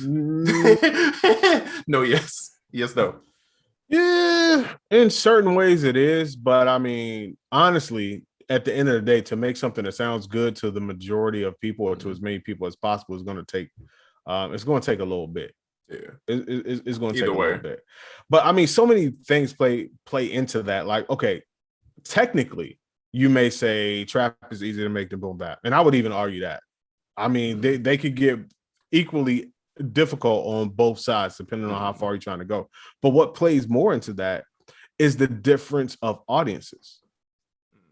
You know, I feel like one audience, I won't say which is which, but one audience may be a little bit more finicky than the other audience. Right. Okay, I'm saying boom bap might be a little more finicky than the trap audience because and I may be on my own in this opinion, but boom bap is it's the sound of a time. It's a bit complex where trap is more of a free-spirited vibe type of thing. It's not, I feel like not so many people are gonna like put your trap shit under a microscope and be like, oh, this is not right. And that's not right. Whereas a boom bap connoisseur or a boom bap audience might do that. I feel like a trap audience is like, yo, does it sound good? Does it make me feel good? Do this shit rock? Yes. Right. Okay, I'm on. Whereas the boom bap person might be like, hold up, wait a minute. I'm not quite sold on that. But I mean, technically, man, listen, trap may sound very simple, but if you get into the meat and potatoes of what a lot, I mean, you take a Metro, you take a Southside, you know, just name any dope trap producer there. It's a lot that goes on behind it. And just because it's simple in terms of how much stuff is used, maybe it's not like a walk in the park. Like you just slap some shit together and be like, yo, I made a dope trap beat. Exactly. Yeah, it's not the great ones. Yeah. It's one of those things. Trap is deceptive in a way. It looks deceptively easy or sounds deceptively easy until you try to do a really great trap beat. Because a lot of people that are like, yo, trap sounds stupid. All you do is 3 keys and 3 this and 3 that and 1 808. Try to make it. And I guarantee you, whatever you make, if that's not what you are accustomed to making, whatever you make, for some reason, it's going to fake you out because you're like, I have all the ingredients here, but it just does not sound right. Because it's more under the hood. It's just stuff that you don't see. Whereas boom bap and stuff, it's complex off the rip for the most part. Like you can kind of see all the moving parts, but with trap, it's deceptively easy until you try to make a dope ass trap beat. So okay, Charlie Bird says, yeah, shit's easy with sample, takes like 15 minutes for trap, right? I'm gonna play devil's advocate, right? Arguably, you could say the exact same thing about boom bap, right? Arguably, the drum pattern, chopping a sample, bass line.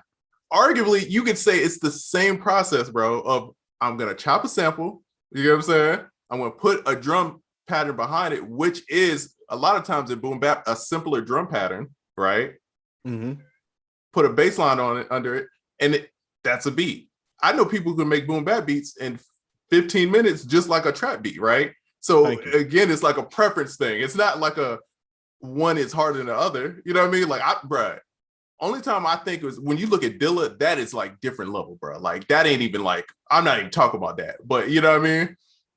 As far as like just the general scope of stuff, I feel like it's kind of comparable when you think about it. You know what I mean? I think, I think both of them can get just as, when you're talking about a quality one of each, right. What messes us up is the word just, because a person that's not into whatever genre will say it's just right. 3 keys in an 808, or it's just chopping. It's just right. that, until you sit down and you do it and realize like you don't know what you're doing. It's something that you thought would take you 3 minutes is now going to take you 3 hours to do it well.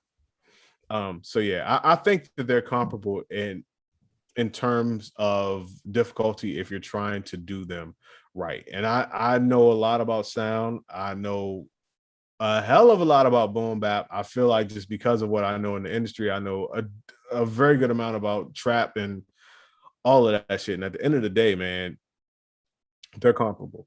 They are comparable. Yeah, no, that's facts. Someone asked what the art is behind me. So I had a long time ago when I was super into graphic design, I had remade the Scratch magazine cover with the Neptunes, and I like drew them as like animation. And I always loved that picture. And I kept saying like, oh, I'm gonna print this out. And I finally did it and got it printed out, put it on the wall. And then my homeboy did one where it's like Andre 3000. It's like an Atlanta joint over here. That joint's fire too. And I got a couple more I'm about to get printed out and put on there. So yeah, we out here. Art game, you know what I mean? Non-fungibles, you know what I mean? Fire. Non-fungible tokens. Let's see. You know what's really hard to make? R&B. Now I ain't gonna cap, bro. Yeah, there you go. now you're talking. Bro, especially when they was making bridges, bro. Man, sit your trapping and bapping ass down. Bro. Make room for the R&B dudes and women. Now that's a whole different animal right there, bro. I ain't gonna cap on that one. What's more fun to make? Depends on who you ask. Yeah, because I'm not gonna front. Me making boom bap beats isn't gonna be the funnest thing for me, just because I appreciate it and it's certain songs that I love, but it's not the thing that I'm just like excited about. But making a great trap beat with like the bounce where it's like crazy, that excites me. So for me, it would be different. But I feel like for Oracle, it's gonna be the opposite, right? You know what I mean? Yeah, it's definitely gonna be the opposite. Making a boom bap beat for me is like getting on a roller coaster. It's like a day at Six Flags. Like it's just nothing but fun. So yeah, like I said, it depends on who you ask. Yeah, that's facts. So okay, you had brought up Southside Metro earlier. So I saw this article and it was crazy, and then they brought up in the chat thoughts on Southside leaving after producing this album. I feel like he inspired an entire generation. Dude was the hi-hat guy. Is this good or bad for production? Bro, I feel like this is like, who's a good player, man? When you see him, they put their jersey up, man, they retiring. It's like Dirk Nowitzki. It's like, come on, bro. Like everybody loved Dirk, bro. You know what I mean? Like, you don't want to see. I hope this is like his Black album, you know what I mean? Like the fake retirement. I hope it's the fake retirement, because Southside, bro, if you like trap or not, you gotta show love to how like innovative, how business savvy he was, man. You know what I mean? And just like, bro, he made a super career, hella records, influenced the sound, bro. Like, so I hope not. I hope this ain't the end, but you know, respect if it is. You know what I mean? Yeah, I get 100%. it. What did he say? What he's going on to do, or what he would like to do, or he's just like, I'm just out? I think he said he was gonna start doing more like business type stuff and be more on that side. See, that could be dope, because I mean, like he came in, he killed it in one aspect, but now he could be paving the way for other people to kill it. Like he could be multiplying himself. Like he knows, he's like, oh, I know what it took for me to do this and to make great changes, and now I can go back and maybe start a business that'll get other people into doing just as great, or whatever he plans on doing. Selfishly, I'm like, nah, don't do it. Don't go. But like for you, Like, dog, you've been in it for a minute. Yeah. You know, you've reached a certain plateau, and now it's time to move on to different things. You know what I mean? Yeah. Okay, so it says he says I'm gonna try to put new producers on, but as a producer, I'm throwing in the towel after this album. He says, and then in the interview, it says he's gonna share some advice for up and coming producers. And he's writing a book and developing education resources. See, that's fire. I would not I would rather have him in that space, but he's done so much in this space. Like now, applying all that energy and that knowledge to this space to go back and help other people fill up the other space. I think that's a genius move, and it's a better move to me than to like not necessarily selfishly, but just like I'm just gonna keep producing and doing my thing. Like he's branching off to help other people to further that culture. So I think that's fire. Yeah. He makes like great music, like when you're in the car and you just like want to like people like beside you looking at you like you crazy because you just like in the zone. He's like the master of making those kind of records, bro. Like, so you know, hopefully Atlanta legend. Yeah, man. I hope they give like him his flowers, like you know what I mean, like he deserved, bro, because he's in the top, man, of like people that influence a generation. He's in there. Yes, facts. Yeah, I'm way behind in the chat. Whoa. Someone asked if I could review one of their songs. To be honest, bro, I keep meaning to start doing go stream and do like reviews, and I keep not doing it. So one of these days I'm gonna do it. I have like everything set up. I just need to do it now. I just been so busy, bro. I've been hella busy, bro. Yeah. It's like make a beat or live stream. And then you know how it is. You catch a record, man. You gotta capitalize on that. So it's like now the phone is hot. Yeah, the phone been ringing a little bit more. So I gotta send out the packs, man. I gotta be out here. So yeah, hey, but get it, bro. Get it. One of these days we're gonna figure it out. Hey, let me know, man. I'll jump in there. I'll jump in there and help you with the critique. I think that was the other thing I had to figure out because I wanted to do guests.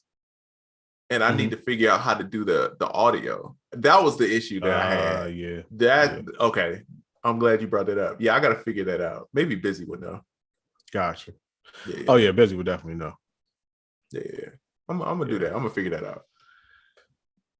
What else we got going on? Oh, you saw Cardi B went diamond. Yeah, for Bodak Yellow. Man, shout out to her and shout out to Young Kodak. Young Kodak, he getting paid. He didn't have to do the song. Man, Young Kodak, the finesse kid, bro. There you go. Hey, man, that's why you could dance like that when you're making them type of moves. Yeah. I'm a healthy kid. I smoke broccoli. But yeah, that's crazy. Imagine somebody like sampled your joint and then went diamond. You know how happy I'd be? Dog, I'm doing backflips. Bro, what you need, bro? I'm showing up to shows like I got some more stuff. You want to sample this? Need something else? Right. I'm good. I got a Bodak Blue you could do. He says, but how he's broke? Yo, who's broke? Kodak is far from broke. I guarantee you, bro. Listen, all right, somebody. Come on, man. Y'all gotta get out of these. Right. Like, you got to get out of that kind of thinking, man. Publishing is a big factor, bro. Yeah. He gonna be eating unless his lifestyle is OD crazy. And bro, don't sleep. He out here. Here's a good question we got from Smoking. Will y'all be doing any in-person events this year? I ain't gonna lie, I'm still a little too scared for that. Yeah, I ain't gonna front. Just a little bit. Even though we do live in Atlanta, the aka Corona what? I'm not comfortable enough putting people in that position at this point just yet. Oh, my bad, homie. I've read that question. Never mind. My bad. Go ahead. Sorry. I see what happened.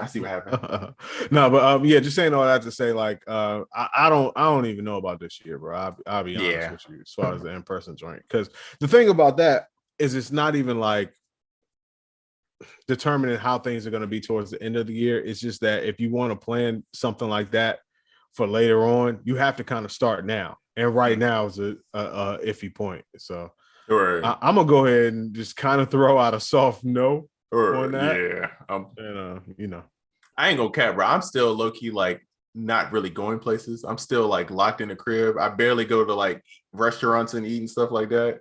Like I'm still on that mode. So I ain't gonna, yeah, unless you want to see me in like one of them like DJ Khaled like full like white suits.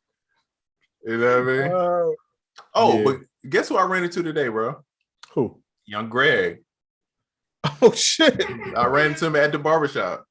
Get out of here. Yeah, Greg. Shout out to my barber. My barber is more popping than me, dog. My barber is like, he be like, oh yeah, I'm at the Grammys. Oh yeah, I'm over here. Like he's out here, bro. He cut every top rapper artist. He cuts their hair and like he's out here, bro. So I be meeting hella people just being at the barbershop. And yeah, Young Greg was over there, man. Man, shout out to Greg, man. Wow. Yeah. Greg, one of the hardest working men ever. Yeah, facts. Yeah. Oh, so okay. I gotta apologize to homie because when we were talking about the Kodak thing and then that popped up, I missed the prior thing. It was like a little on my chat, it's like messages in between. So I didn't piece two and two together. So let me correct him. You know what I mean? He says, so if I wanted to move out from New Mexico and get in a studio session, I was wondering, do everybody just pay $200 an hour? I heard Pyrex talk about moving from Baltimore homeless and pulling up. But how he broke at that point? No. Hold on, wait. So he's saying one more time. Yeah, please. So he's saying, how do I get into studio sessions? I was wondering, do everybody just pay $200 an hour to get in the studio? No. This goes back to what we were talking about earlier with relationships. Relationships, and I think you have to be able to pitch yourself. Yeah, that's right. Like when I came to Atlanta, no one knew me and no one cared that I even made beats or anything. I had to pitch myself every day to the same people over and over and over again until they started pitching me to other people. But never once did it cross my mind, or never once even was it offered, to be honest with you. Like, yo, if you paid $200, which I'm pretty sure I did not have at the time. Anyway, if you pay $200, you can get in this session. Well, I mean, that just means that anyone with $200 up until your seating capacity can be in there.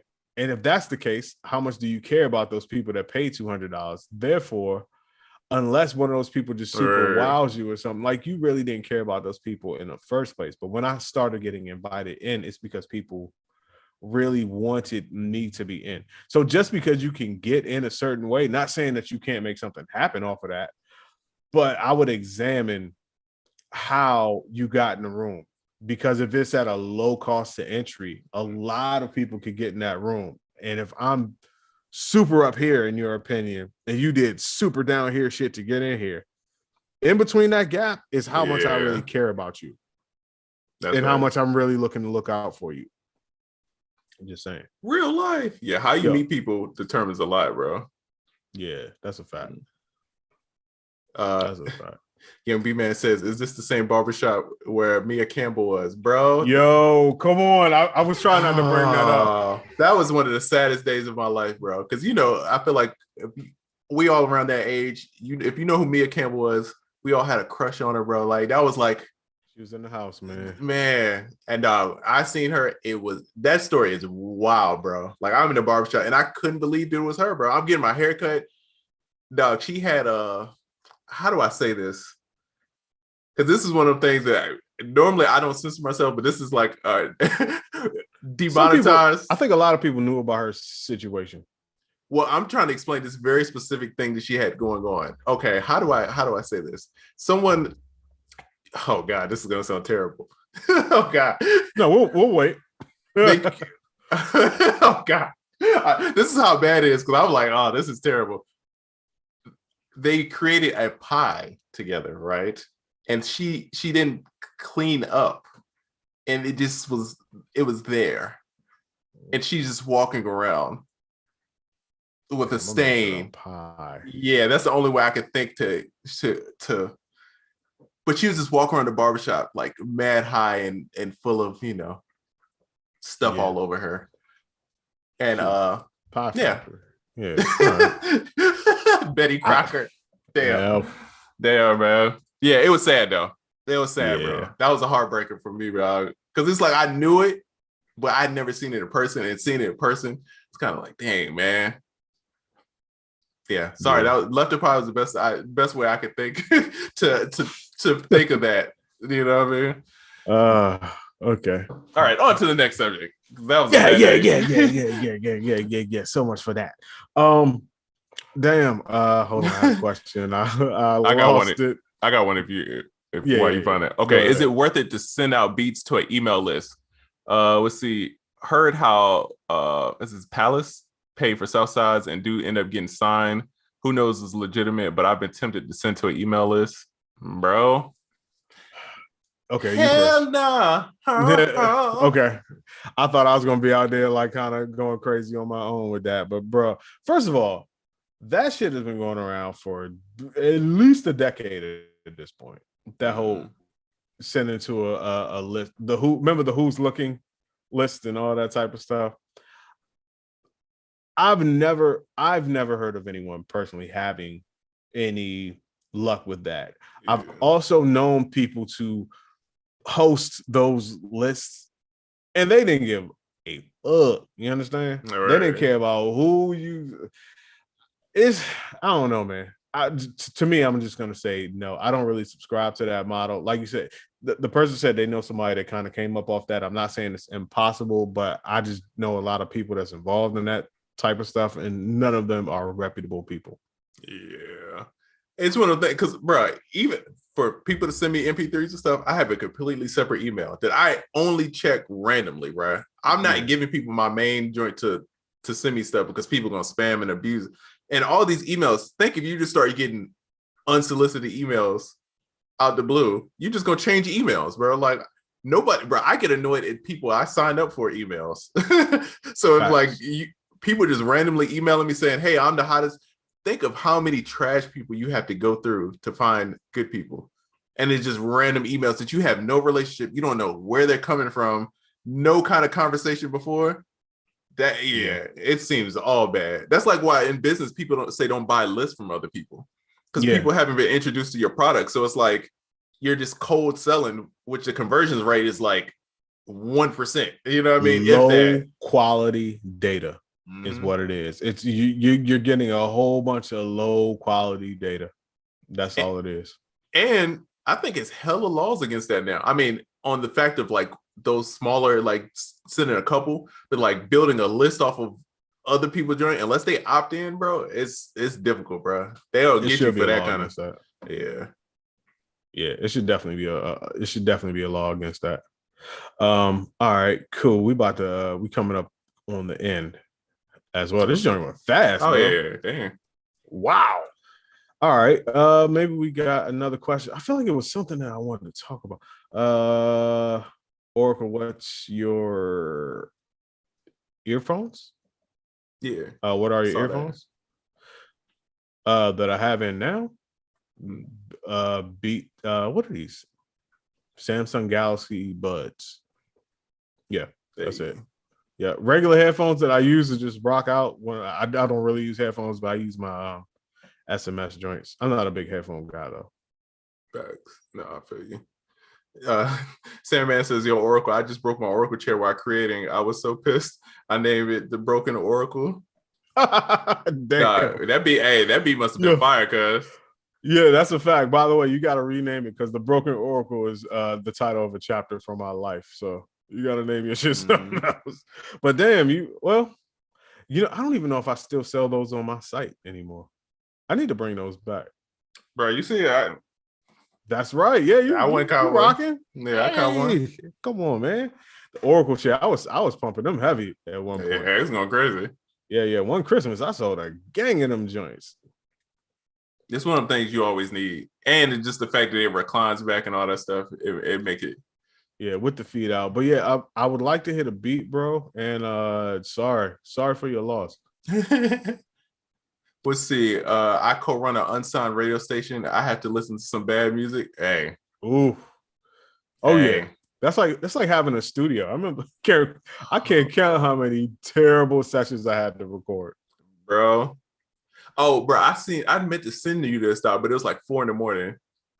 Hey, now that I know that you probably just waking up at that time. That's morning news for me. Yeah, but the dude was like, I'm doing all this for $80, and he like recording the session, and the dude was just like, oh yeah, the song was so bad, dog. The dude was just yelling at the mic. He's like, I had to do this for the $80, but I needed the money. I'm like, bro, I don't miss them days at all, bro. Like, no, I was there, bro.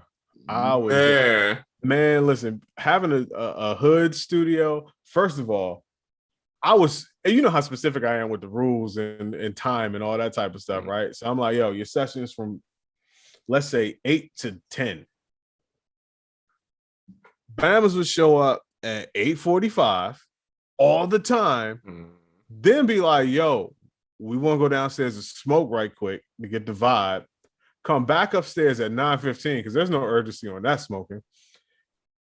Start recording. Then when I start to turn shit off, about 9:50, 9:55, I start kind of winding it down. Oh man, we had 2 hours. Bro, you had from 8 to 10. That's it you too. pay for the time you booked, not the time that you're here.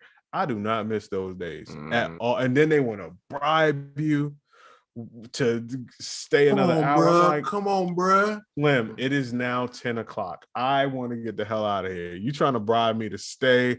Bam is offering you crumpled up strip club $1 bills in a lump. They trying to offer you little nickel bags of brown weed. They just everything that they can pull out of their pocket. And I'm like, you got to learn how business works, bro.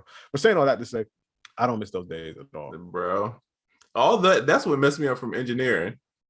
B-Man is in the chat, bro. B-Man can tell you about an artist I used to record in my house, bro.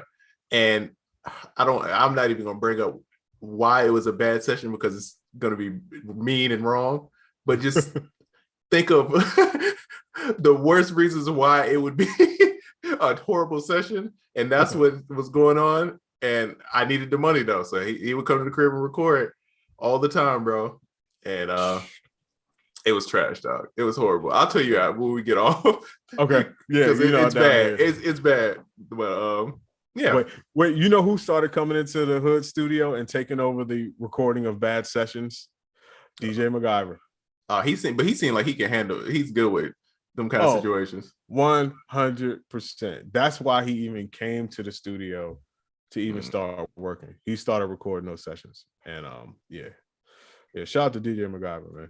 Oh yeah. Yes, sir. Let's see. We got anything else? Did we cover everything? We're not talking about Coming to America 2, but did you see it?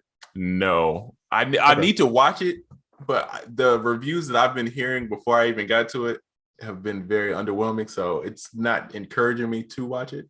I went into it with no expectations, so you know. Yeah. Maybe next week we'll touch on it. I don't want to spoil nothing for nobody. Yeah, no facts. Yeah. All right, man. So I think that might be it, man. This show went super fast, man. What you got coming up, man? What you into right now? Man, please, everyone, go check out YG's new project, 400. I produced, might be on that project with my bro Diego and Go Grizz and Young Swish. I think it might be the single on there. So, hopefully it's a video dropping soon. And then go to the producer kit. The drums that we use on that joint is on the producer kit. I believe it's Ultimate 2. It's either one or two. But yeah, if I made it with Diego, we use the Ultimate joints. But yeah, check those out. Go to producerkit.com. Check out the sample packs, man. We got something for everybody. All kinds of budgets, all kinds of, sounds. So, we out here, man. Facts, though. Facts. Young placement boy. Let's go. Awesome. Get it, bro. Get it. All right, hit them air horns for you. Man, listen, I'm going to keep it light at the end of the show. Hit soundoracle.net. If you haven't already, pick up Digital Wax. It is at the core, it's an amazing drum kit that we ran through all types of analog, fused with actual vinyl off of real records, a whole bunch of stuff. But it comes with 3 free bonus packs. It comes with melody loops. It comes with a MIDI pack called Chord Crate. And it comes with a pack that everybody seems to love called Analog Textures, where I sampled a whole bunch of vinyl and shortwave radio. I'm pretty proud of it, man. It's a very heavy, just warm analog sounding kit. I'm excited about it. And also next week, just look out for something from me and Young Realistic, man. But other than that, hit soundoracle.net. Also, I finally put the courses on the actual website. So instead of just being on ClickFunnels, the courses, you could buy them now on soundoracle.net. You don't have to go to the ClickFunnels site to get them. You still can. Hey. But yeah, man. So just working on putting it all together. Yes, sir. But that is it. So at this point, I'm gonna go ahead and close out the show, bro. Peace, guys. We'll be back next week for, well, I'll say between 3:58 to 4:10. In that time, Hey, listen, range. you know how we do it. It's a range, you know what I mean? Facts. But until then, man, it's been another